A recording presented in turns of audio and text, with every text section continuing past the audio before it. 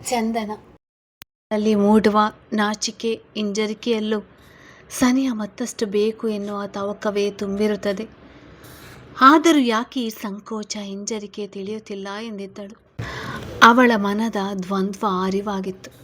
ನನ್ನನ್ನು ಮತ್ತಷ್ಟು ನಿನ್ನವನಾಗಿ ಮಾಡಿಕೊ, ಆಗ ಹೀಗೆಲ್ಲ ಅನಿಸುವುದಿಲ್ಲ ಹೇಳುತ್ತಾ ಮತ್ತೆ ಬಳಸಿ ಮೊಗವೆಲ್ಲ ಚುಂಬಿಸಿದ.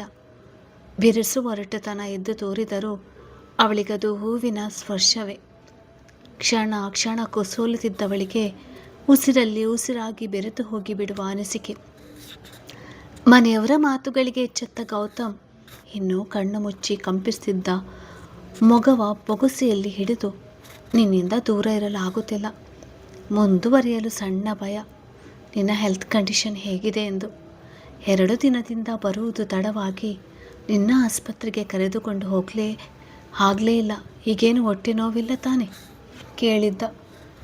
ಪ್ರತಿದಿನ ಮಾತ್ರೆ ತೆಗೆದುಕೊಳ್ಳುತ್ತಿದ್ದ ಕಾರಣಕ್ಕೆ ಇರ್ಬೋದು, ಈಗ ಮಾತ್ರೆ ತೆಗೆದುಕೊಳ್ಳುತ್ತಿಲ್ವಲ್ಲ, ಹಾಗಾಗಿ ಪರವಾಗಿಲ್ಲ ಹೇಳಿ ಅವನತ್ತ ನೋಡಿದ ಚಂದನ ಅವನ ಕಣ್ಣ ಭಾವಕ್ಕೆ ಮತ್ತಷ್ಟು ಸೋತು ಅವನ ಭುಜಕ್ಕೆ ಅಣೆತಾಗಿಸಿ ನಿಂತವಳು. ನಿಮ್ಮ ಈ ಒಲವು, ನೋವು, ನಲಿವು ಎಲ್ಲ ನನ್ನದಾಗಬೇಕು, ನಿಮ್ಮ ಉಸಿರಲ್ಲಿ ಉಸಿರಾಗಿ ಬೆರೆತಿರಬೇಕು ಹೇಳಿ ಹಿಡಿಯಾಗಿ ಬಳಸಿ ಅಪ್ಪಿಕೊಂಡಳು.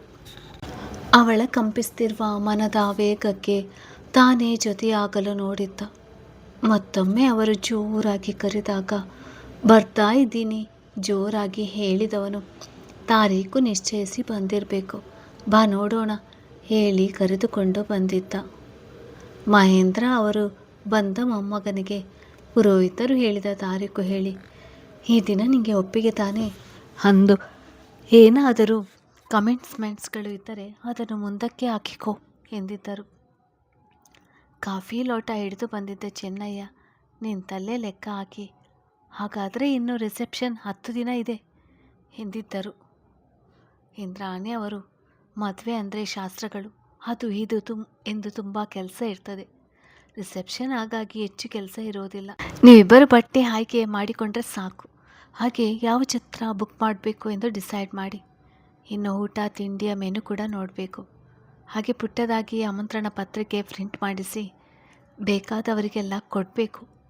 ಏನೂ ಕೆಲಸ ಇಲ್ಲ ಎಂದುಕೊಂಡರು, ಇನ್ನೂ ಎಷ್ಟೊಂದು ಕೆಲಸವಿದೆ ಎಂದಿದ್ದರು. ಗೌತಮ್ ಕೂಡ ಅವರ ಜೊತೆ ಚರ್ಚೆಗೆ ಇಳಿದಿದ್ದ. ನಾಳೆ ಹೋಗಿ 4-5 ಕಡೆ ನೋಡಿ ಬರೋಣ ಎಂದಾಗ ಮಹೇಂದ್ರ ಅವರು, ನಾವು ಬೇಡ, ನೀನು ಚಂದನ ಹೋಗಿ ಆಯ್ಕೆ ಮಾಡಿ, ನಿಮ್ಮಿಬ್ಬರಿಗೆ ಒಪ್ಪಿಗೆಯಾಗುವಂತೆ ಇರಲಿ ಸ್ಥಳ ಎಂದಿದ್ದರು. ಬಂದ ಮೊಬೈಲ್ ಕರೆಗೆ ಎಚ್ಚೆತ್ತು ಜೇಬಿನಲ್ಲಿದ್ದ ಮೊಬೈಲ್ ಕೈಗೆತ್ತಿಕೊಂಡವರು ಡಿಸ್ಪ್ಲೇನಲ್ಲಿದ್ದ ನಂಬರ್ ನೋಡುತ್ತಿದ್ದಂತೆ ಈಗೇನು ಮಾಡೋದು ಎಂದುಕೊಂಡಿದ್ದರು. ಅದು ಪೂರ್ತಿ ರಿಂಗ್ ಆಗಿ ಕಟ್ಟಾದ ನಂತರ ಸಮಾಧಾನದ ಉಸಿರು ಬಿಟ್ಟಿದ್ದರು. ಮತ್ತೆ ಮೊಬೈಲ್ ರಿಂಗ್ ಆದಾಗ ಈಗಲೂ ಕಾಲ್ ರಿಸೀವ್ ಮಾಡದೇ ಇದ್ದರೆ ತಪ್ಪಾಗ್ತದೆ ಎಂದುಕೊಂಡವರು ಕರೆ ಸ್ವೀಕರಿಸಿ, ಹಲೋ ಹೇಳಿ ಹೇಗಿದ್ದೀರಾ ಎಂದಿದ್ದರು.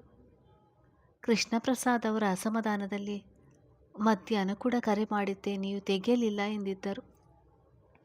ಹೌದಾ, ನೋಡಿಕೊಳ್ಳಲಿಲ್ಲ, ಮಾತ್ರೆ ನುಂಗಿ ಮಲಗಿ ಬಿಟ್ಟಿದ್ದೆ, ಅಂತಹ ಸಮಯದಲ್ಲಿ ಮೊಬೈಲ್ ಸೈಲೆಂಟ್ ಆಗಿ ಹಾಕಿಬಿಡುತ್ತೇನೆ ಹೇಳಿ ಮನೆಯಲ್ಲಿ ಎಲ್ಲ ಚೆನ್ನಾಗಿದ್ದಾರಾ ಎಂದಿದ್ದರು.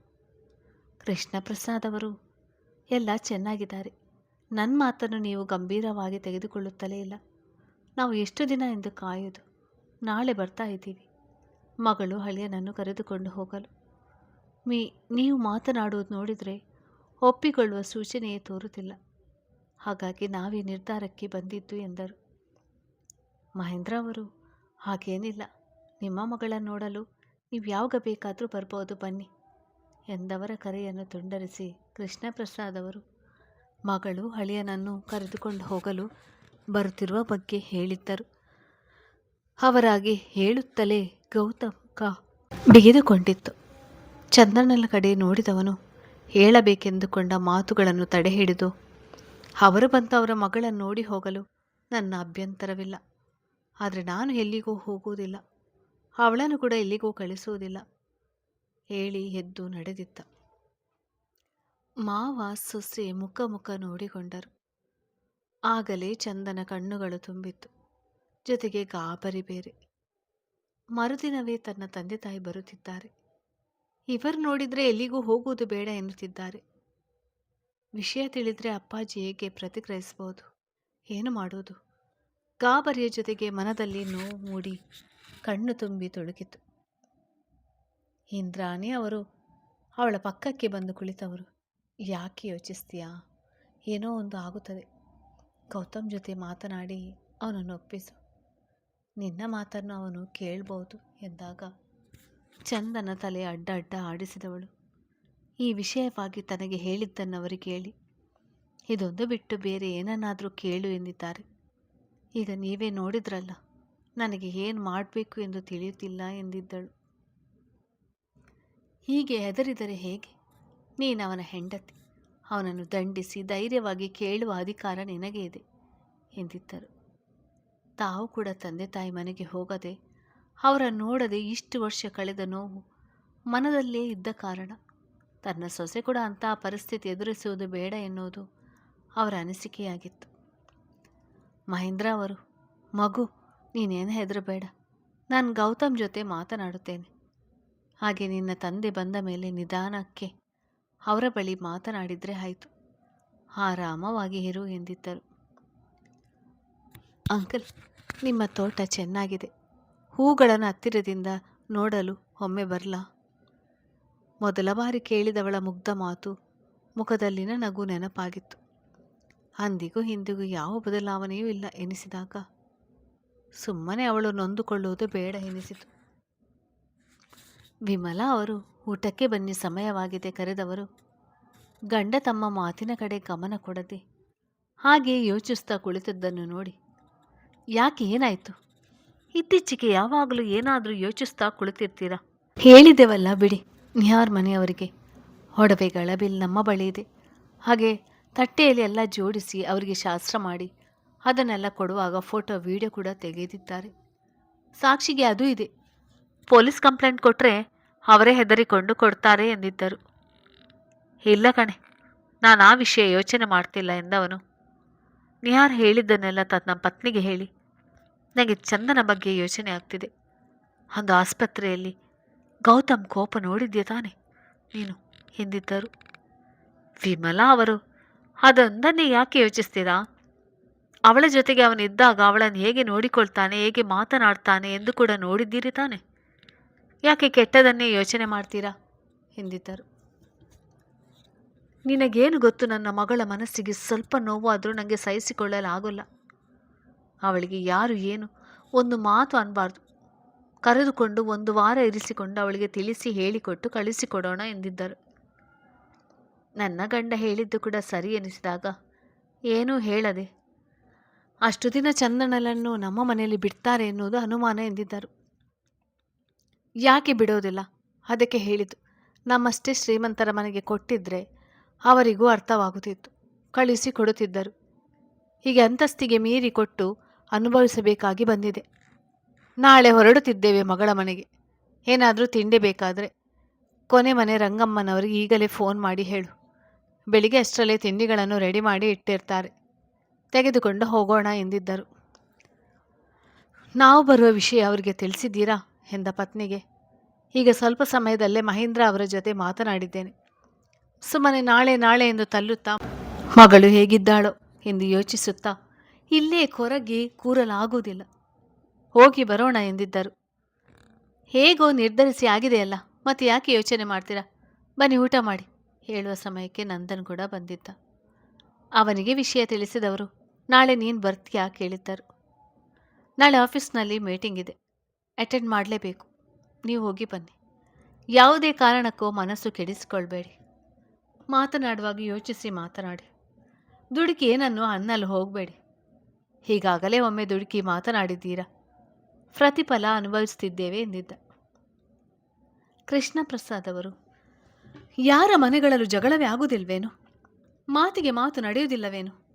ಅದು ಅಲ್ಲದೆ ನಾನು ಅವನಿಗೆ ಅಂದದ್ದು ಅವನಿಗೂ ನಮಗೆ ಯಾವುದೇ ಸಂಬಂಧ ಇಲ್ಲದೇ ಇದ್ದಾಗ ಈಗ ಹೇಗೆ ಮಾತನಾಡಬೇಕೆಂದು ನನಗೆ ಗೊತ್ತಿಲ್ಲವೇ? ರೇಗಿದ್ದರು. ನಂದನ್, ಹಾಗಲ್ಲ. ಚಂದನ ಸುಖ ಸಂತೋಷ ನೆಮ್ಮದಿ ಇರುವುದು ಅಲ್ಲೇ ಅನ್ನೋದು ನೆನಪಿರಲಿ. ಚೆನ್ನಾಗಿರುವ ಸಂಸಾರದಲ್ಲಿ ನಿಮ್ಮ ನಡೆ ನುಡಿಯಿಂದ ಬಿರುಕು ಮೂಡುವುದು ಬೇಡ ಎಂದವನು ಅವರ ಕೋಪದ ನೋಟ ನೋಡಿ ಬಟ್ಟೆ ಬದಲಾಯಿಸಿ ಬರ್ತೀನಿ ಹೇಳಿ ನಡೆದಿದ್ದ.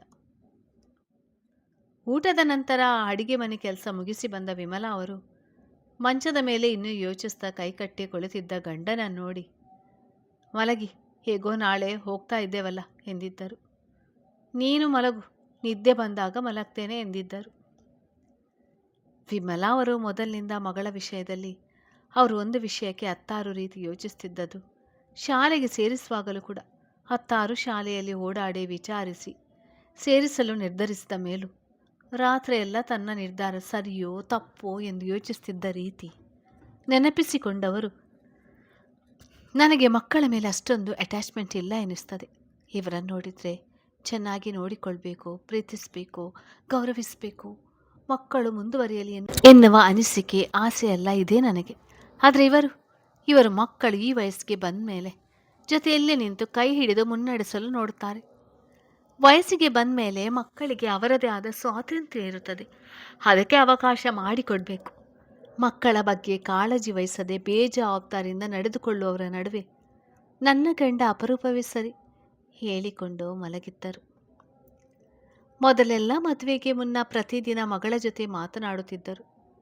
ಮದುವೆ ಆದಮೇಲೆ ಆಗಿ ಮುಕ್ತವಾಗಿ ಮಾತನಾಡಿಸಲು ಆಗಿರಲಿಲ್ಲ. ಎಲ್ಲಿ ಹಳ್ಳಿಯ ಪಕ್ಕ ಇರ್ತಾನೋ ಎನ್ನುವ ಕಾರಣಕ್ಕೆ. ನಾಳೆ ಹೋಗಿ ಎಷ್ಟು ಬೇಗ ನೇರವಾಗಿ ನೋಡುತ್ತೇನೋ, ಮಾತನಾಡಿಸ್ತೇನೋ ಎನ್ನುವ ಅನಿಸಿಕೆ. ಆದರೆ ಹಿಂದೆಯೇ ಗೌತಮ್ ತನ್ನ ಮನೆಗೆ ಬಂದಾಗ ಮನೆಯೊಳಗೆ ಸೇರಿಸದೆ ಬಾಗಿಲಲ್ಲಿ ನಿಲ್ಲಿಸಿ ಮಾತನಾಡಿ ಕಳಿಸಿದ್ದು ನೆನಪಾದಾಗ ಮತ್ತಷ್ಟು ಕುಗ್ಗಿ ಹೋದರು. ಅಂಥವನ ಮನೆಗೆ ನಾಳೆ ಹೋಗಬೇಕೆ ಎಂದು ಮಗಳ ಮುಖ ನೆನಪಾದಾಗ ಬಲವಂತವಾಗಿ ಕಣ್ಣು ಮುಚ್ಚಿದರು. ಚಂದನ ಪೂಜೆ ಮುಗಿಸಿ ಬಂದವಳು ಕಾಫಿ ಕಪ್ ಹಿಡಿದು ರೂಮಿಗೆ ಬಂದಿದ್ದಳು. ನಿನ್ನೆಯಿಂದ ಕೆಲವು ಕ್ಷಣ ಸಮಾಧಾನವಾಗಿ ಇದ್ದರೆ ಮತ್ತೆ ಕೆಲವು ಕ್ಷಣಗಳು ಅಸಮಾಧಾನದಿಂದ ಕುದಿಯುತ್ತಿದ್ದ ಗಂಡನ ರೀತಿಗೆ ಏನು ಹೇಳದಾಗಿದ್ದಳು. ಕಾಫಿ ಕಪ್ ಇಟ್ಟು ಅಲ್ಲೇ ನಿಂತವಳ ನೋಡಿ ಬೆಳಗಿನಿಂದ 2-3 ಬಾರಿ ಒಳಗೆ ಬಂದು ಏನೂ ಹೇಳದೆ ಹೋದವಳ ರೀತಿ ನೆನಪಾದಾಗ ತಾನೇ ಕೇಳಿದ್ದ, ಏನಾದರೂ ಹೇಳುವುದಿದೆಯಾ ಎಂದು. ತಿಳಿಸಲೇಬೇಕಾಗಿತ್ತು, ಬೇರೆ ದಾರಿ ಇಲ್ಲ ಎನಿಸಿದಾಗ, ಇಂದು ಅಪ್ಪ ಅಮ್ಮ ಬರ್ತಾ ಇದ್ದಾರೆ ಕರೆದುಕೊಂಡು ಹೋಗಲು ಮೆಲ್ಲಗೆ ಹೇಳಿದ್ದಳು. ಅವನಿಗೆ ಅದು ಸ್ಪಷ್ಟವಾಗಿ ಕೇಳಿದ್ದು, ನನ್ನ ಉತ್ತರ ರಾತ್ರಿಯೇ ಹೇಳಿದ್ದೇನಲ್ಲ, ಅದರಲ್ಲಿ ಯಾವ ಬದಲಾವಣೆಯೂ ಇಲ್ಲ. ನಿನ್ನ ನೋಡಿ ಮಾತನಾಡಿಸಿಕೊಂಡು ಹೋಗ್ಬೋದು, ಅಲ್ಲಿಗೆ ಹೋಗುವ ಅವಶ್ಯಕತೆ ಇಲ್ಲ ಹೇಳುತ್ತಿದ್ದಂತೆ ತುಂಬಿದ ಅವಳ ಕಣ್ಣ ಹನಿ ಕೆನ್ನೆ ಮೇಲೆ ಜಾರಿತ್ತು. ನೋಡದಾದವನು ಸಂಕಟದಿಂದ ಒದ್ದಾಡಿ ಹೋಗಿದ್ದ. ಬಳಿ ಬಂದು ಬಾಚಿ ತಬ್ಬಿದವನು, ನೀನು ಯಾಕೆ ಅರ್ಥ ಮಾಡಿಕೊಳ್ಳುತ್ತಿಲ್ಲ? ನಾನು ಆ ವ್ಯಕ್ತಿಯ ಮನೆ ಹೊಸಲನ್ನು ಎಂದೂ ದಾಟುವುದಿಲ್ಲ. ನನ್ನ ಹೆಂಡತಿ ಕೂಡ. ಹೋಗುವುದು ನನಗೆ ಇಷ್ಟ ಇಲ್ಲ. ಅದಕ್ಕಿಂತ ಹೆಚ್ಚಾಗಿ ನನ್ನ ಹೆಂಡತಿ ಹೀಗೆ ಮನದಲ್ಲೇ ನೆನೆಯುತ್ತಾ ಕೊರಗುವುದು ನನಗೆ ಇಷ್ಟವಿಲ್ಲ. ಹಾಗಾಗಿ ಇದೊಂದು ಬಾರಿ ನನ್ನ ನಿರ್ಧಾರಕ್ಕೂ ಮೀರಿ ನಿನ್ನನ್ನು ಕರೆದುಕೊಂಡು ಹೋಗ್ತೀನಿ ಎನ್ನುತ್ತಿದ್ದಂತೆ ಚಂದನ ಕಣ್ಣು ಹರಳಿತು. ನಿಜವಾಗಿಯೂ ಕರೆದುಕೊಂಡು ಹೋಗ್ತೀರಾ ಕೇಳಿದ್ದಳು. ಗೌತಮ್, ಹೌದು, ನೀನೀಗೆ ನೋವು ಪಡುತ್ತಾ ಇರಬಾರ್ದು ಎನ್ನುವ ಕಾರಣಕ್ಕೆ ಮಾತ್ರ. ಆದರೆ ನಾನು ಮನೆಯೊಳಗೆ ಬರುವುದಿಲ್ಲ. ನೀನು ಒಳಗೆ ಹೋಗಿ ಅದೇನು ಶಾಸ್ತ್ರ ಮುಗಿಸಿಕೊಂಡು ಬೇಗ ತಿರುಗಿ ಬಂದು ಬಿಡು. ಆಗಲೇ ಹೊರಟು ಬಂದು ಬಿಡೋಣ. ಇದಕ್ಕಿಂತ ಹೆಚ್ಚಿಗೆ ನನ್ನಿಂದ ನಿರೀಕ್ಷಿಸಬೇಡ. ನಿನ್ನ ತಂದೆಯ ವಿಷಯದಲ್ಲಿ ಮಾತ್ರ. ನಿನ್ನ ತಂದೆಯ ವಿಷಯ ಹೊರತುಪಡಿಸಿ ಬಿಡೋಣ. ನೀನು ನನ್ನ ಜೀವ. ನಿನ್ನೆಲ್ಲ ಮಾತು, ಆಸೆ, ಕನಸುಗಳನ್ನು ನಡೆಸಿಕೊಡುವುದು ನನ್ನ ಜವಾಬ್ದಾರಿ ಎಂದಿದ್ದ.